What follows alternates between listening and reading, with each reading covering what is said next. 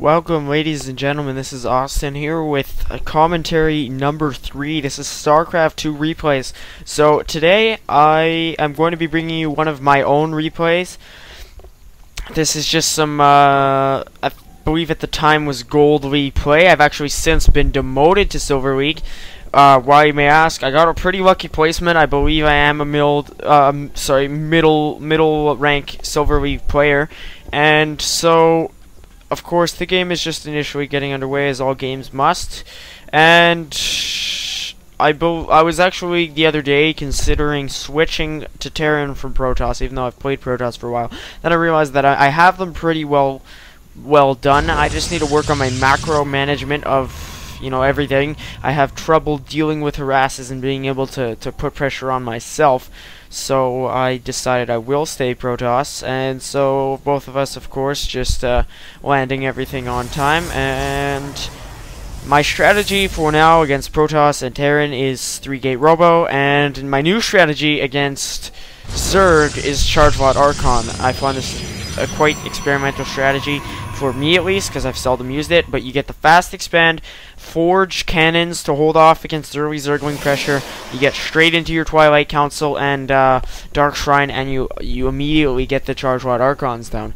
But the good thing about that strategy is that it's versatile. You can get Dark Templars early just to put some pressure on your opponent. So now both gateways being built, mine a little bit faster, so I am quite good at this point with my 3-gate robo timing, including gas and everything. I get the gas as the gateway is midway towards finishing. So 3-gate robo to me is an excellent strategy against Terran, because siege tanks, as we saw in my last commentary, can just siege tanks are destroyed quite easily by Immortals. And this was proven true by my 2v2 with Hesperide, wherein we won thanks almost entirely to my use of Immortals against siege tanks and Charge Lot Archon. So in this game, 3-gate Robo being the mindset, Immortals will of course be used. So I do have my Scout always comes back on gas. That's the timing thing for me, so that I can just get 50 in time. I'm not sure if I will this time. I may. And so 2nd gate going down, so it's a very traditional build, and that's my problem essentially. I need to work on landing that getting harasses. I'm not sure how. Warp Prism drops are quite effective. There's my warp gate going down, and my opponent's warp gate is non-existent as of yet. He's gonna go for the fast expand, and an early observer is often a quite essential tool against an opponent. As I took out the scout there, I'm not sure why he did not enter my base, but anyway, an early observer is quite useful against any enemy, because you can just get some early vision on your opponent's army and strategy. So this fast expand here, finishing up for Chuan, my opponent, who I did not introduce. He's another Protoss. And yeah, that was quite a blunder, not introducing my opponent. Jeez, I am quite tired after a long day of school and just a long week in general. Wednesdays, which is the day I am recording this on, I enjoy spaced out uploads so that my each video can get enough views before I release the next one. I often have a bunch of recordings done before they're actually released, so I will probably have this released by the following Tuesday. So if you're watching this, it probably came out last Wednesday if you're one of the first viewers. So finally my opponent's Cybernetics is coming down, so I'm not sure why he went for this fast expand. Perhaps he's just trying to transition into some, I'm not even sure. He's got the 1 gate and warp gate tech only now researching when mine is finishing. So I can't see much coming out of this except for maybe an early Stargate or something of the early Stargate, or a few more warp gates, but not the best opener. I guess this fast expand is smart though, because now, as you can see, his economy does outdo mine. Even though we are quite close in population, his economy, he has that boost, but still not a good enough unit score, as my warp gates are finishing and my robo is coming down. And warp gate tech proving quite effective, but if you don't have an economy and big enough to warp in all these units, it will make a minimal difference. So there's another gate coming down, and there we go. Gateway, gateway, gateway. So 4 gate, and I said coming down there from my first commentary. I've still got to watch that. Anyways, there's that early observer being produced at my Robo, so you will see how this can come in handy. And there's Warp Gate Tech being chrono boosted. Oh, no, it is the adjacent gateway. So Warp Gate Tech almost finishing for Chuan, and he's got this 4 gate almost landing, and all of a sudden Chuan seems to be in better footing than me. He's got a 4 gate all of a sudden landing, and I only have a 3 gate Robo, but my Forge. And as we saw, no we did not, but the first commentary that I recorded that you did not see, since I had an incorrect aspect ratio and YouTube had it memorized, not maximized to the whole player. Hesperide was playing an opponent of his, and here's the observer vision, by the way. Hesperide was playing an opponent of his, and it was a quite close game. It was a PvT, but he won solely because of upgrades, and that's why I got this early Forge. My opponent building his now, and all those units being warped out, so we almost have an even army at this point. But I get that observer following one of his units, and that gives me a huge advantage because I can tell exactly what he has. And as... oh, no, not yet, but I will probably produce an Immortal, as is logical when you see Stalkers like this. Immortals just destroy Stalkers, and I will have upgraded units in the upcoming battle thanks to my +1 weapons being chrono boosted. And there's a Warp Prism being produced at my Robo so that I can have a mobile pylon to warp in units on the fly, and my expand coming out. That's quite a late expand, but I anticipate early pressure, so I don't necessarily sit on one base too long, but I don't want to expand and then lose the base. So there's the Warp Prism landing, my base landing, and my opponent producing a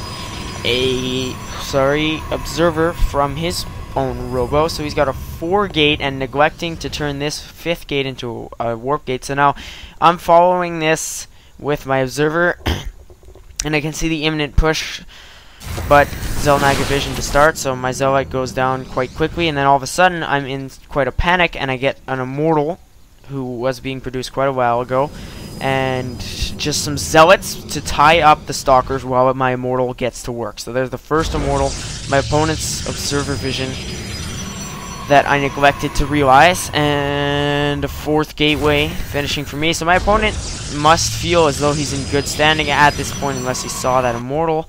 So he does vastly outnumber me, and I'm just warping in units in preparation for the imminent siege I can spot with my observer. And look at this vastly outnumbering, yet my Robo producing yet another Immortal, which can be a game changer. So let us see how this young man or young Protoss hero can perform in the heat of battle against a vastly larger enemy faction. And that was quite a dramatic introduction. I am briefly population blocked here, and there's the push. Here's the second Immortal coming in, and now let's look at this young hero. He racks up not 1 kill, not 2 kills, but 3 kills, 4 kills, and then before we know it, 5 kills, rank Mentor. And look at this, the outnumbered army of mine, 6 kills, 7 kills. I have these opposing Protoss on the retreat, so 1 Immortal does go down, and I forget about this Stalker, but look at this original Immortal, unwilling to be replaced by a superior that did fall. 7 kills. So 7 kills is a game changer. Let me count how many that would be. 1, 2, 3, 4, 5, 6, 7. So that's how many units 7 Stalkers would be. And now my upgraded Stalkers against his unupgraded Stalkers, but they do get the +1 weapons, is the reason I won that battle. So now 8 kills for that Immortal, and he just absorbs all of this damage and destroys Stalkers almost imminently. 11 kills if you look there, and then I've just got the Warp Prism now providing backup. And so the Immortal was the difference maker in this battle. Clearly, my opponent is making one, but it is a little late at this point, and I believe he is trapped in the pylon. So my opponent pulling his probes back, my taking down my opponent's pylons and just pushing on his base, warping in reinforcements as needed, So at this point, it is looking pretty bleak for Chuan, as I push into his base with the forces I have left. This hero of an immortal ranked master with 16 kills, and he was the game changer here. All of my stalkers mostly newbies with at most 6 kills, and I just warped 4 more in from my gates, and ultimately this one stalker overrun by probes. This frustrated me, so I pushed out with a couple stalkers. I needed to take out that force. There's another immortal reinforcing, and I would pull him into the base. And now at this point, those warp gates, despite being chrono boosted, are quite hopeless against my army. There's the mass amount of probes being absolutely eradicated, and so this one immortal I believe will fall again. So my immortal's largely unwilling to be succeeded by superiors, and will our hero fall? The executor does to probes and stalkers, so our hero of an immortal will eventually fall, and there's the GG coming from Chuan. I will shortly after leave the game myself, and that is the end of it. So I'm surprised our hero of an immortal did die with 22 kills. He will never be forgotten on this channel. R.I.P. our hero of an immortal. And so if we look at the game changer here, it ultimately was the immortal, as I have mostly spoken of throughout the game. It cannot be said enough. I am an immortal fan of immortals. My love for immortals is immortal. It will never end, because they are such game changers in pressure situations wherein you are at a disadvantage numerically. As we saw in my 2v2, those siege tanks vastly outnumbered my and my friend's forces in terms of damage capabilities. So had they been left at the back of that battlefield and just, you know, our main army being distracted by the Charge-Lot Archon, the siege tanks would have absolutely eradicated both of our armies had I not had an immortal. But immediately upon realizing with that observer vision that I got in both of the last 2 games I presented to you, that made a huge difference. The observer vision allowed me to see the siege tanks. I had already gone for 3 gate robo, as I always do against Terran and Protoss, so I realized that he had siege tanks. I pushed them on his siege tank line, and they were down. As in this game, I saw them as stalkers, so I thought immediately to warp in zealots, because those zealots would provide essential distraction for the immortal to get to work. And as you can see here, I have 1 zealot left, and it is perfectly normal for a Protoss player in any battle to just come out with stalkers, and seldom coming out with even sentries. Even the sentries will go down because your opponent will target them because of Guardian Shield and Force Field.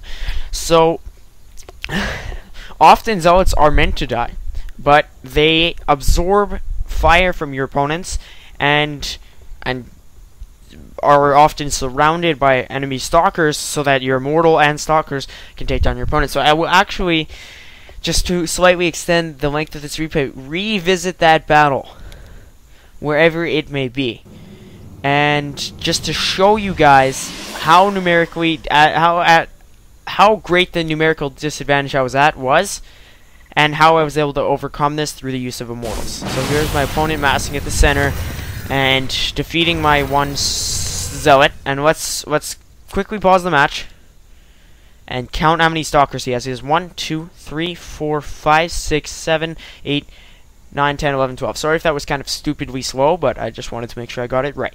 He has 12 stalkers, 2 sentries, and 2 zealots, for a total army of 16.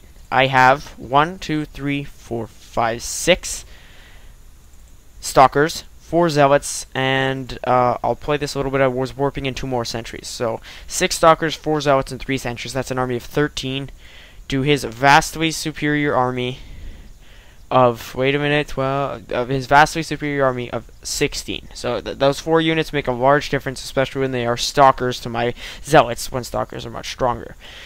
The major differences, though, being this immortal and my upgrades. His upgrade had not even started yet at the time, and mine had finished. And my immortal had also just finished as the battle just about begun. So I will count once more just before the battle begins, just to see the degree to which I am at a numerical disadvantage, because as you did see in the battle, I was greatly behind. So, let us continue on with this. So, my opponent is going for the push now, and I'm just warping in some units. So, now, well, no, he does not go for the push yet. It will probably warp in some more units, as I do. So, I will count right before we engage, and then I will go through a play-by-play of how the battle goes. So I am pylon blocked at this point. Second Immortal is slowly but surely finishing, and it will finish in time for the battle. Yes, it will, but as we saw it could not replace our true and only Immortal hero. And so the push just coming, and before the first shots can land, let us count. Okay, so 1, 2, 3, 4, 5, 6, 7, 8, so 16, 19 Stalkers, 2 Zealots, and 2 Sentries from my opponent. So that is a total of 23 units. I have 9 Stalkers, 4 Zealots, so that's a total of 13, 3 Sentries, so that is 16, and 2 Immortals, so that is 18. So he has 4 more units than I do, but 4 more Stalkers, and I have more Zealots than he does, but these Zealots can quickly go down. And so his Stalker advantage is much greater than mine. He has 8, 16, 19 to my 9. He has 10 more Stalkers than I do. And these Zealots will go down quickly, so let's take those 4 off. I have 12. Sentries do not do very much damage. 7 to the Stalker's 10. And so Sentries we can still keep on, but essentially I have about 10, 11 units truly capable of doing serious damage. So if I take out my opponent's two Zealots, we can say he has 20. So almost double in terms of unit capabilities to do damage. And so let us play this battle now. This second Immortal coming in, and my Zealots are getting up in there. But look, as I said, quickly falling before any damage can be done. So my Zealots go down quite fast. And now with the upgraded units, almost half of his Stalkers have fallen. He has 8, 12. And mine, 8, 9. I have not lost 1 Stalker. And he lost, how many was that? 4, I believe he lost about 6 or so. 6 Stalkers to my none. I did not lose any. And so, as we can just see, my Immortal's constant pressure. Look at how quickly these will fall, and look at how slowly mine will. I had lost 1, 2, and he had already lost the bulk of his army. And I had lost very few Stalkers. As I said, though, I did lose most of my Sentries. I did lose all of them. I lost most of my Zealots, almost all of them. And then so I took out the proxy pylon. And then so that is essentially it. Again, my opponent does get 7 Stalkers to my 6, even though I did have 9 initially. And look at this difference. My upgraded Stalkers to his less upgraded Stalkers plus my Immortal. Look at how quickly these fall thanks to my damage done. And look at how slowly mine are falling. They're barely one of them taking damage at a time, while all of you can see 3 of them taking damage at a time. 3 of them taking damage simultaneously. And so the upgrades make all the difference. And so ground weapons level 1 had landed at that time for him, but it was just too late. And so I will wrap it up at this point, having taken too long to go over that battle. I was not at as great a numerical disadvantage as the optical illusion of that many Stalkers did portray. But ultimately, I will say the right choice of units, the right build order, will win you battles in which you're outnumbered. So if you get your observer vision, if you're a Protoss player, this is quite a Protoss tutorial, and you see your opponent's got more units than you, do not panic. Just get the counter to those units. If you feel the push is imminent, all you can do is just warp in as many units as you can, cross your fingers, and watch. Well, essentially micro and macro, but in the battle you can just allow your units to do their best. Another huge factor, if you can't get the units in time that you're looking for, if you can't get the upgraded units, sorry, not upgraded, if you can't get the counter units to your opponent's strategy, let's say they go for quick siege tanks and you're not going 3-gate robo, you're going for a traditional just 4-gate early pressure, and they have siege tanks just wiping out your biological army, shields, and Protoss armor. Upgrade your units according to what your needs in the battle are. And chrono boost those upgrades until the second they finish. Trust me, you will win battles. And so with that little personal commentary that was quite long, I will sign off at this point. I hope you enjoyed watching this replay, and I hope you will watch further replays of mine, and I will see you next time. This is Austin on StarCraft II commentary number 3. See you next time. Goodbye.